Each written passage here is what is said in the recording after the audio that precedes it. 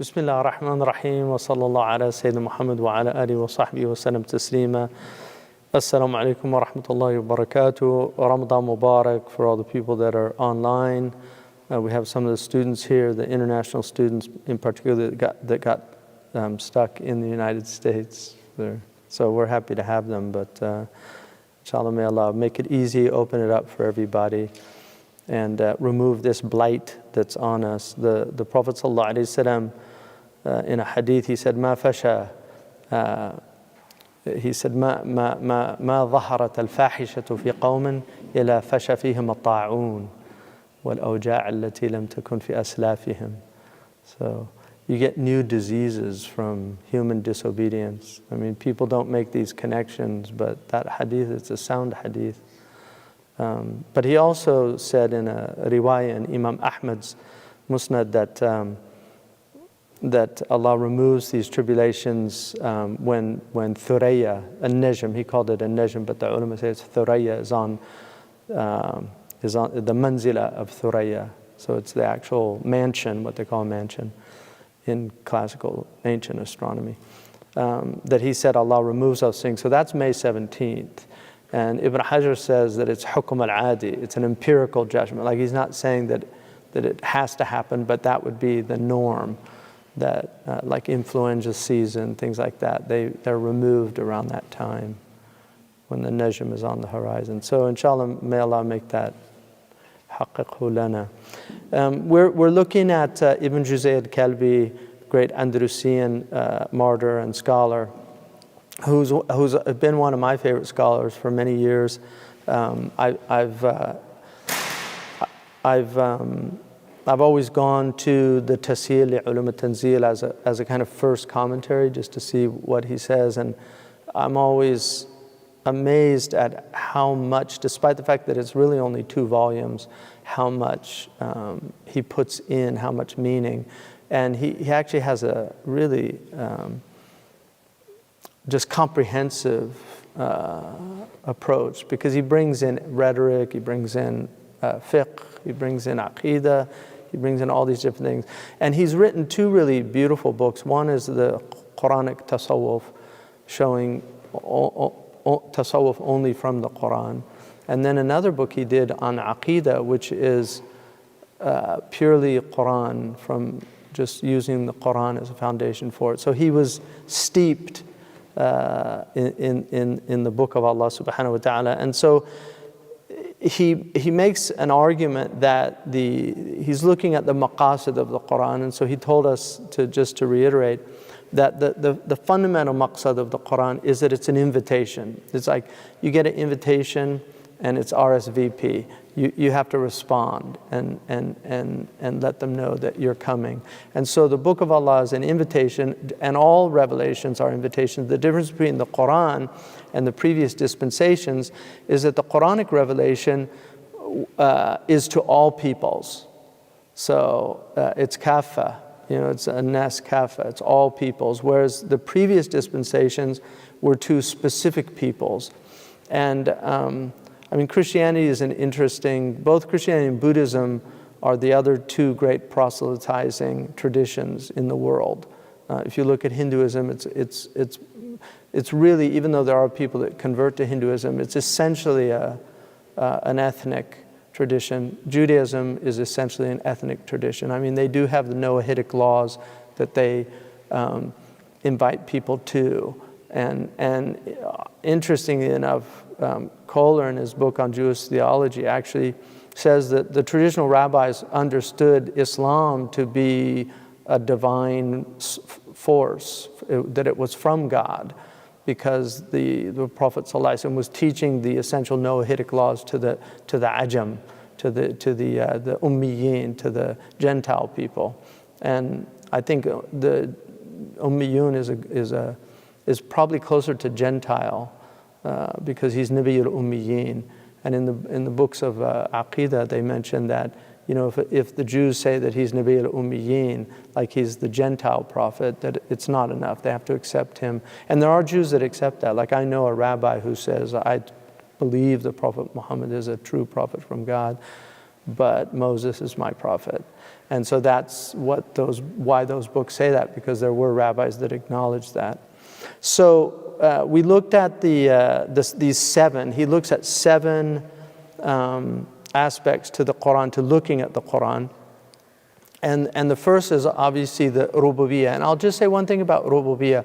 This should not be understood to be the approach to theology in which you separate between types of tawheed.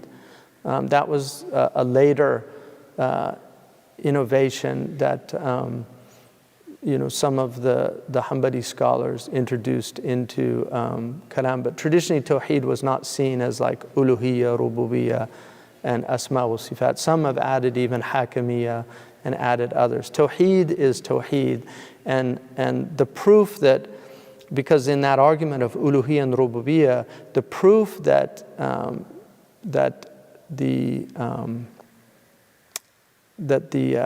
everybody has tawheed al-rububiyyah, but they don't have tawheed al-uluhiyyah, is that the question in the grave is not man ilahuka, it's man rabbuka. It's who's your Lord. And that's something that Imam al-Qudai brought out. That if it was uluhiyyah, it would say man ilahuka, if everybody accepts Allah as Rabbul Alameen.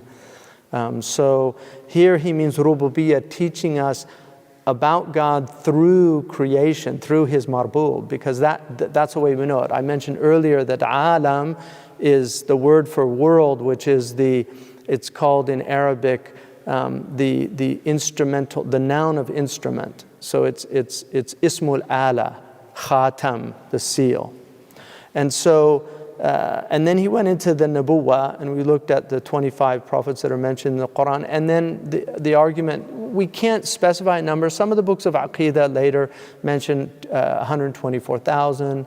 Some mention other numbers. But we don't know. Allahu a'lam. Allah knows. But every people's received messages from God. And then the ma'ad, which is the afterlife, where we return to. And now he's looking at al-ahkam. And this is the tafsil. So in the ahkam, you have basically commands and prohibitions.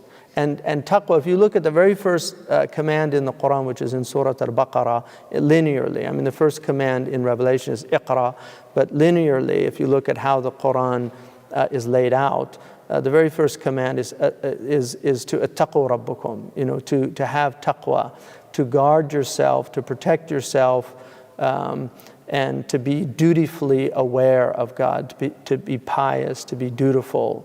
And that means fulfilling the commandments and prohibitions. So if you look at the commands and the prohibitions, these are called the awamir and nawahi. So Allah subhanahu wa ta'ala in the Quran has awamir, and then He has nawahi, things that He tells us to do, things that He doesn't tell us to do. And then, like the Prophet ﷺ said, that sakata an ashya rahmatan bikum, right? That he was silent about things as a mercy to you. So things that Allah was silent about, فَلَا تَبْحَثُوا عَنْهَا, don't seek them out. Don't هَلَكَ الْمُطَنَطِّعُونَ, that the people that delve too deeply and become too obsessed with these things can actually go astray.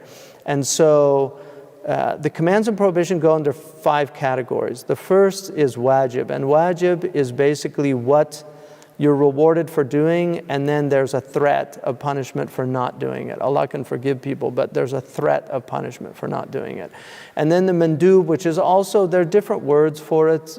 This is the word the usuli use for it. The sunnah is part of the mandub. The nafila is part of the mandub. And there's just as there's gradations of obligation, there's also gradations of recommendation.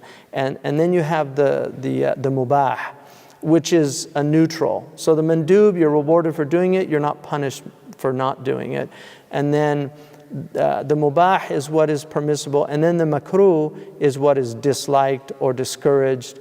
And then you have gradations. So, and in the Hanafi school, they use karahiyah.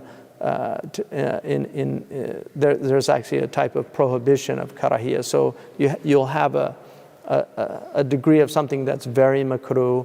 And then you have, even the usulis introduced another term which is called khilaf al-awla, which was used basically for things that you can't really say they're makruh, but they're better not done. And examples of that would be things like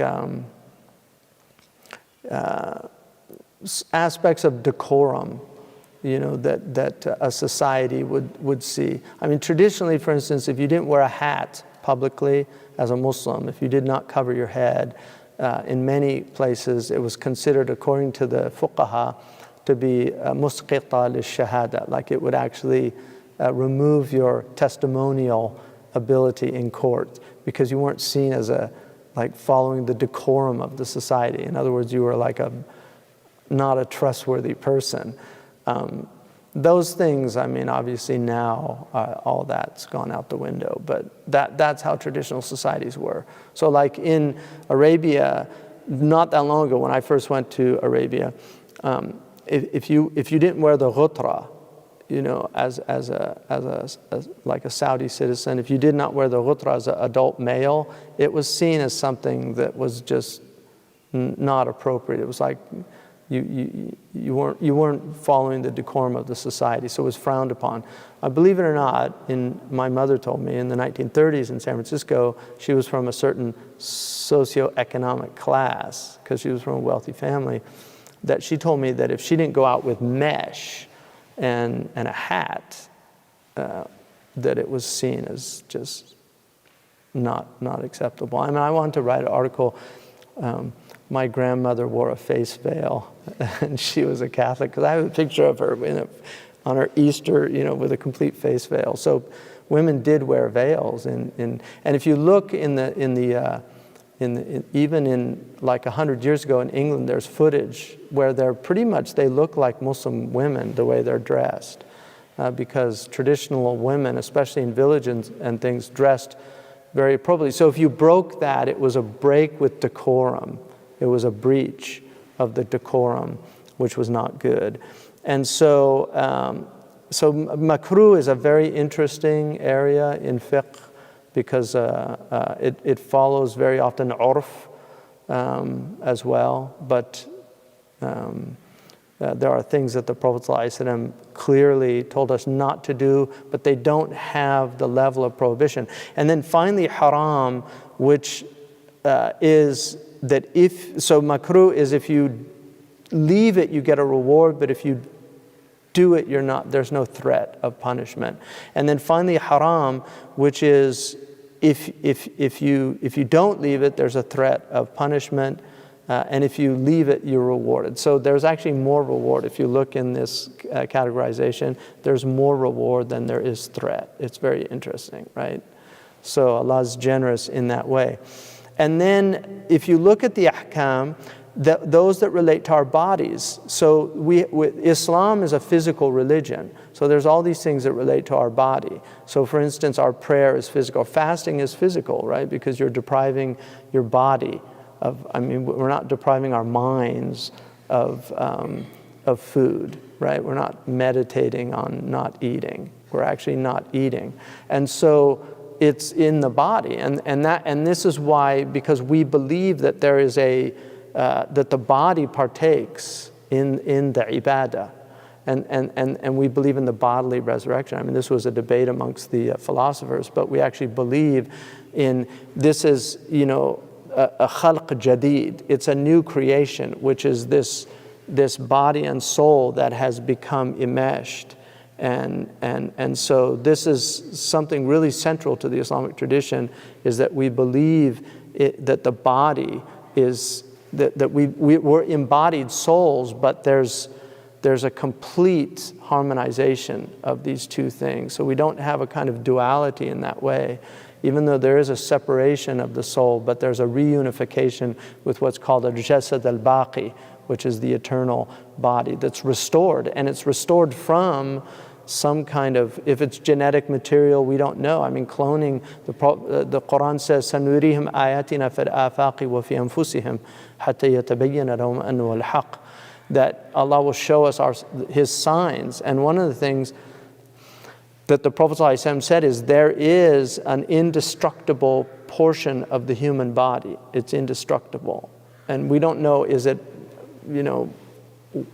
what it is. I mean, traditionally they said the coccyx is the traditional view of it. But Allahu Alam, I mean, we know that there is something, there's a seed in us, and from that there's a recreation. So now we know theoretically that you can take, it's like a hologram, where each cell, in a hologram, if you take a hologram and you take one small portion of the hologram, it's the whole thing. So if you take, a portion of the human being, it's the whole thing, because all the genetic material's there. And this is why Allah says in the Qur'an that He created us from min nutfatin amshaj, right? There's a nutfa, which is the zygote. So the initial, the coming together of these two things, and then it's amshaj, so it's mixed together. And the ulama, if you read the tafsirs, they don't know why the substantive is in the singular and yet the attribute is in the plural.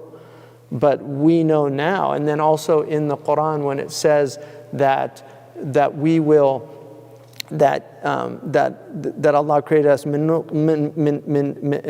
maniyan, right, yumna, and then tumna. So there's two qira'ah, right? So there's yumna and tumna, because it's a male and a female many, because people forget that the woman has many and the man has many. And the Prophet ﷺ said, because they asked what determines the male or the female, and he said, if the male water gets there before the female water gets there, that's X and Y clearly, right? So and he had knowledge of these things, but how do you express it to a 7th century people that would not know any of these things? It's like, when I saw this hadith of the Prophet ﷺ with Aisha radiallahu anhu, she asked him, when he said the ta'n and the ta'un, that fana'u ummati bi ta'ni wa ta'un, that my ummah will be destroyed by a strike, a martial strike, so an attack, and then ta'un. So he put them together. So is that a biological weapon? Allahu alam. But he put them together. Bi-ta'ni wa ta'un. So she said, "Arafna ta'an." We know what a military strike is. What's a ta'un? Because she didn't know. They didn't have ta'un in Mecca or Medina. So she wouldn't have known what ta'un was. So she said, "What's ta'un?" And he said, "Wakhzun min a'da'ikum al-jinn." It's a penetration from your unseen enemies, because jinn is anything that la yubsaru in Arabic. Al-jinn is ma la yubsar. It's what you cannot see. So even Lisan al-Arab says the angels are called jinn in that they're min alam al-jinn, they're from the unseen world. So the jinn it's one of these things where it's, itlaq al-ba'd ala al-kull, right? So, or itlaq al-kull ala al-ba'd, synecdoche they call that. So in that hadith, what's amazing to me is that the wakhaza is what a needle does. So you penetrate. And on viruses, they call them spikes, viral spikes. So the virus comes in and penetrates the cell wall. And then it releases it. So what protects us from that? Our army, our internal army. So we have an immune system that's got these white blood cells that are reconnoitering throughout to make sure the enemies, right? So if it sees a virus or a bacteria, it identifies it as an enemy. And then it goes and it tries to, and if one overwhelms the other, that's how you get sick or healthy by it. So the fact that the Prophet described it as it's a penetration of your unseen enemy, in other words, they got through your barriers. Like they have penetrated your barriers. So I mean, that is a miracle to me of clearly of the ma yantiqu an al-hawa. So anyway, the body, like prayer and fasting and Hajj, is also, we forget, it's a physical journey. Like you don't do virtual Hajj.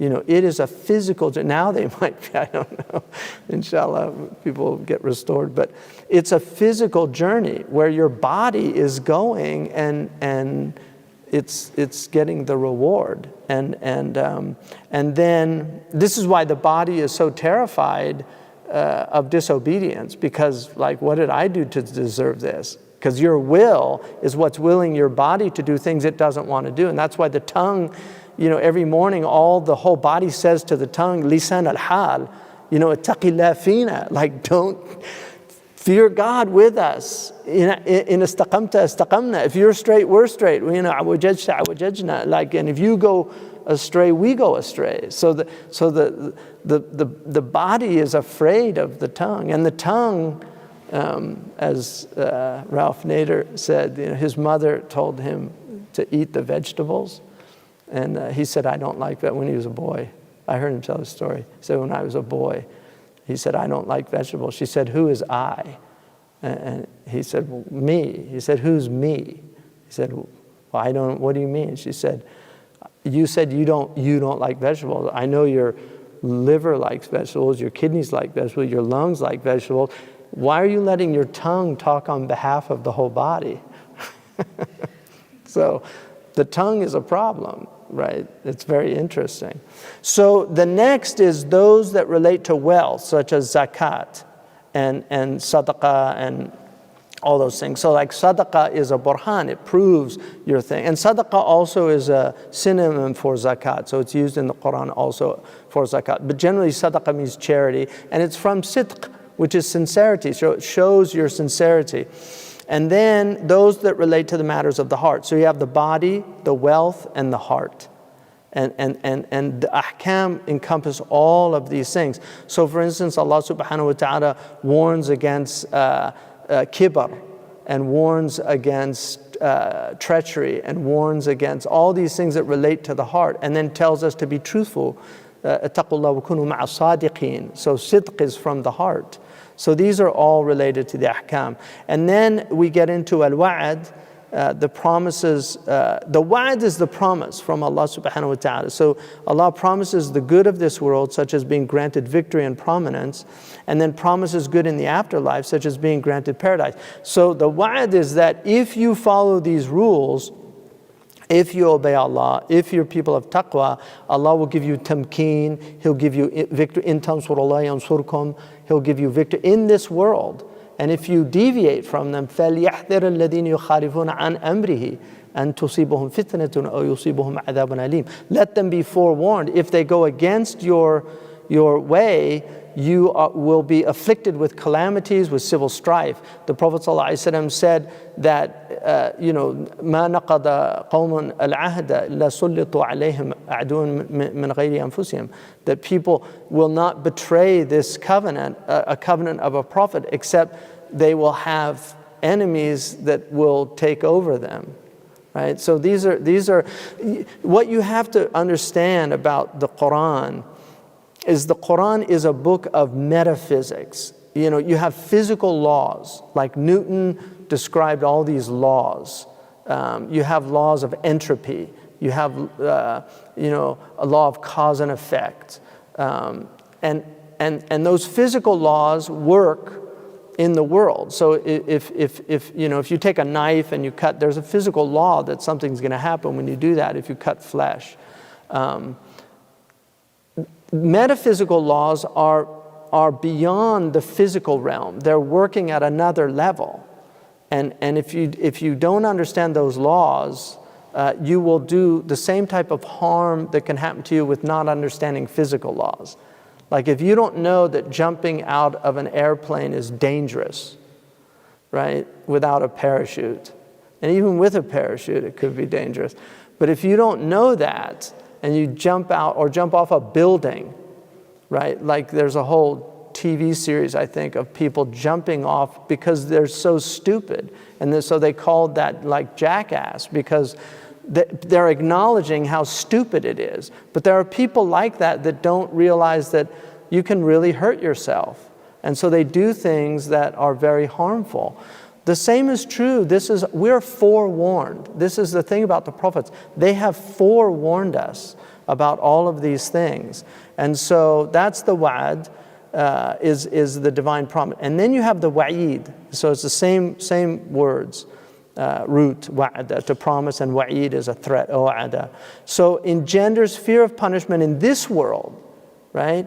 But also engenders fear of punishment in the afterlife. So both are problematic.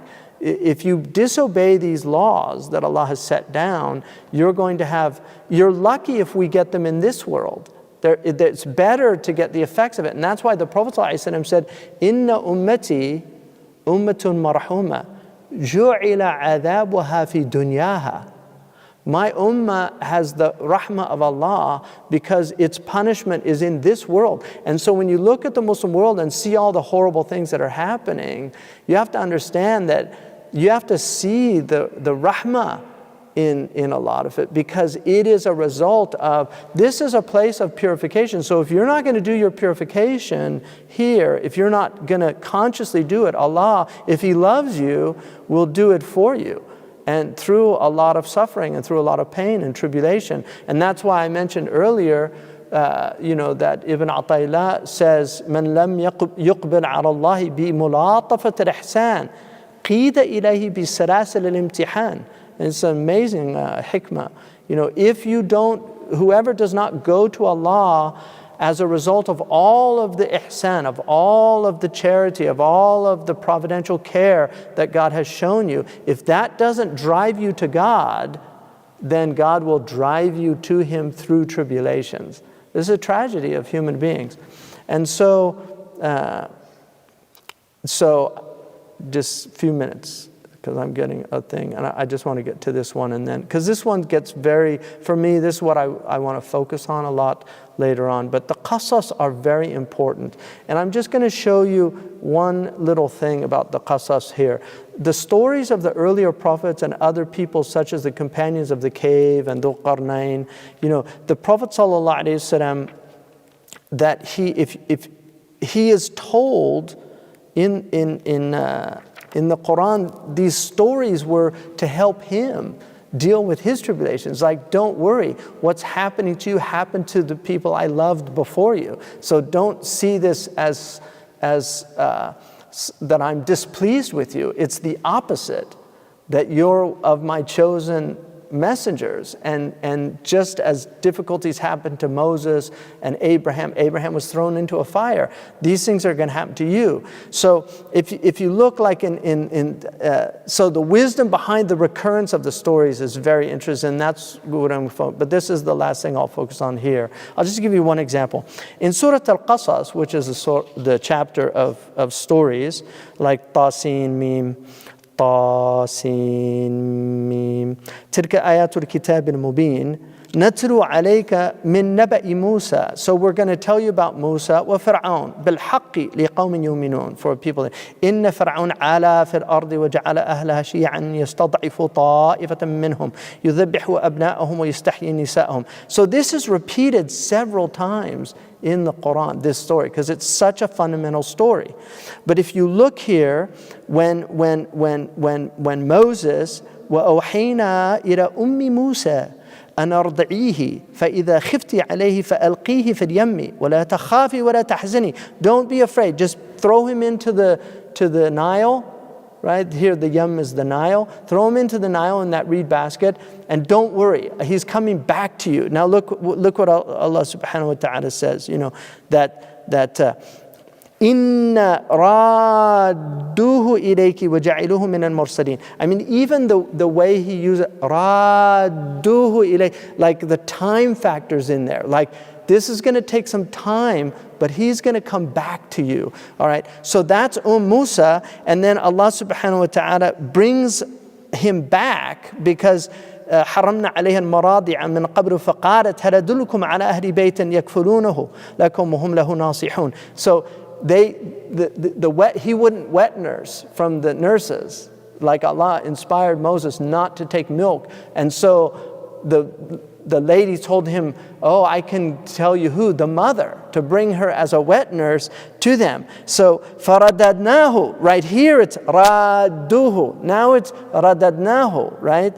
We returned him, right, to Musa, farada ila ummihi kay taqarra aynuha wa la tahzan wa li ta'lam anna wa'da Allahi haqqun وَلَكِنَّ أَكْثَرَهُمْ لَا يَعْلَمُونَ. So in order for you to have the coolness of your eye in your child again, and to remove that grief from you, and to know that the wa'd of Allah is certain. Now, look how the end, because remember, the stories are for the Prophet ﷺ as well, but most importantly, they're for the Prophet ﷺ. So look, the end of Qasas, إِنَّ الَّذِي فَرَضَ عَلَيْكَ الْقُرْآنَ لَرَادُّكَ إِلَى الْمَعَادِ. Like at the end of, so at the beginning of Qasas, he's telling you, I mean, it gives you goosebumps. He's telling you, like, I sent Moses back to his mother, and I did it in order for you to know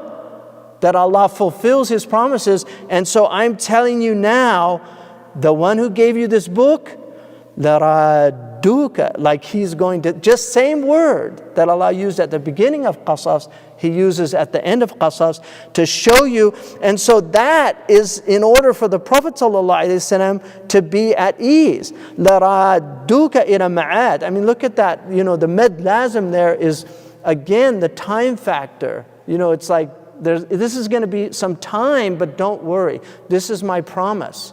Just as I brought Moses back to his mother, I will bring you back to al-Qura, to your mother, right? To the mother of the cities. And he did. And this is a miracle of the Qur'an, that this is, who would have thought when he left Mecca on his camel with Abu Bakr and Suraqa with nothing, like nothing. And yet he comes back victorious and with his head bowed, because he knew, this isn't me. Like, he didn't come in like victors come in, the conquerors. He came in humbled with his head bowed, knowing who brought him back, because it was Allah who brought him back to. So, mashallah. Alhamdulillah. So we'll stop there. And question and answers. I'm going to go into the wisdom behind the recurrence of the stories more. But these are the subtleties of Qur'an, that the whole book is filled with these things. And that's why, the thing about the Qur'an is, because it's from God, and we believe this, and there's valid reason to believe it. Like, it's not, this book has taken the hearts of some of the most brilliant human beings in human history. I mean, you look at people like Avicenna, Imam al-Ghazali, Fakhruddin al-Razi. I mean, these people are in the top 100 most genius people in the world, and they were completely convinced of the revelation, because it takes a long time to understand. Most of us are muqallidun. We grow up in families, we believe it, and it's true. But the people that studied this deeply, they didn't become less convinced of its truth. They became more convinced. And when you see the rhetorical miracle, and this is why balagha is so important. I mean, there's so many subtleties in the Quran. You look at something like, in Surah Al-An'am, when Allah subhanahu wa ta'ala says, قُل to the Prophet, تَعَالُوا أَتْلُوا مَا حَرَّمَ رَبُّكُمْ عَلَيْكُمْ أَلَّا تُشْرِكُوا بِهِ شَيْئًا وَبِالْوَالِدَيْنِ إِحْسَانًا وَلَا تَقْتُلُوا أَوْلَادَكُمْ مِنْ إِمْلَاقٍ. Right? So Allah says, do not kill your children from poverty, like you're poor. نَحْنُ نَرْزُقُكُمْ وَإِيَّاهُمْ. We will provide for them, for you, and for them. But in Surah Al-Isra, when Allah subhanahu wa ta'ala says, لا تقتلوا أولادكم خشية إملاق, one word changes. So here it's خشية إملاق. Don't kill your children out of fear of poverty. You're not poor, but you think, if we have more kids, they're going to take sustenance and provision from us. So there it says that Allah, نحن نرزقهم وإياكم. It switches. So when it's poverty, it says, we'll provide for you and for them, so don't worry. But when it's fear of them causing you poverty, Allah starts with hum before He starts with kum. And I mean, that's throughout the Quran. You find these subtleties in repetition that show you that a human mind could not have worked all of this out. And the Qur'an, because it's kaleidoscopic in its view, it has all views at once. And that's why when we look at it, the Persians, I don't know how you say it in Persian, but there's a proverb that what does the ant know about the pattern of the Persian carpet? So if you look at the carpet, there's a pattern, the ant's walking across it. Well, if you can imagine, like if we could make the Quran a carpet, then we're like that ant, and so we get, we're just going through, it's all red, and then it's all blue, and then it's all, but if you rise above your insect nature and actually develop your mind and intellect and study the Quran, you'll only see part of it. You'll never see the whole. Only Allah could encompass the reality of the book. But you'll get openings. Even common people that read the Quran constantly, Allah will give them openings, and they'll see things, and then they'll see relationships, and then they'll have a verse that comes to them right when they need it. Do you know? I mean, that happens to people, just average people. And then the idea that you can recite the Quran constantly, what is that? Like people really, in fact, the ulama say, does it take away from the reward of the recitation when you get an intense ladha because some people, they really get ladha from reading the Quran, and they read it constantly. So these are things for us to ponder. Wow, mashallah. Thank you for that one. We have received a particularly consistent question, and that is, what is your advice on memorizing the Quran? Should one learn Arabic first beforehand? It depends on what age you're at. So it's much better to memorize it when you're young, especially before puberty, because the capacity for memorization is just very, very strong at that time. So as you get older, it gets more difficult. And because I became Muslim, I was already an adult, and the people that I study with, the Mauritanians, they say, memorization of the Quran is mandub, but fiqh is wajib, aqeedah is wajib, and so they prioritize fiqh and aqeedah over memorization. I would say that learning Arabic to learn the deen is very important. Personally, if I had to choose, I would much rather understand the Quran than a lot of people memorize it and don't understand it. Whereas, alhamdulillah, if you understand it, it's a great blessing to understand it. It's a great blessing to memorize it, undeniably. But if you had to choose, Marabt al-Hajj, one of the very first things that he told me when I was in Tuamirat, he said about hifz, he said, حفظ سطرين خير من he said حفظ سطرين خير من قراءة وقرين. Like, to learn 2 lines is better than to memorize 2 lines is better than to reading 2 camel loads. And then he said وفهم سطرين خير من حفظ وقرين.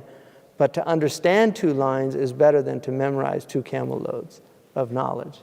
So understanding is over memorization. And one of the things that the Prophet ﷺ said about the earlier people, he said, أنتم في زمان قليل قراءه كثير فقهاؤه تحافظون على حدوده وتضيعون حروفه وسيأتي على أمتي زمان كثير قراءه قليل فقهاؤه يحافظون على حروفه ويضيعون أحكامه. So that hadith, I think, is very sound in terms of, like, he said that at that time there weren't a lot of people that memorized it, but they knew the ahkam. There were fuqaha, they understood it. He said the time will come in my ummah, you'll have a lot of people that memorize it, but they don't understand it, which is a negative thing. It's not that the memorizing it is a negative thing, but memorizing it without understanding then. So I would encourage people with their children, you know, if they can find a good qari. You have to be very, very careful, unfortunately now, because there's a lot of abuse you know, so you have to find trustworthy people. And then you should also always, nobody should be alone with children, especially males that are not mahram. You should never have like one-on-one with a child. Doesn't matter who they are. And that's the sunnah. Abu Hanifa radiallahu anhu did not allow beardless youth to come into his majlis, and they asked him about it. He said, this is what I saw from my teachers. So you might not have that problem, but just so it's very important, because unfortunately the Prophet ﷺ, one of the signs of the latter days is pedophilia, and that's in the hadith. The Prophet said, yushtahal ghulam. He said people will desire boys, children. Anyway, alhamdulillah. Barakallahu fikum, Ramadan Mubarak. Assalamu alaikum wa rahmatullahi wa barakatuh.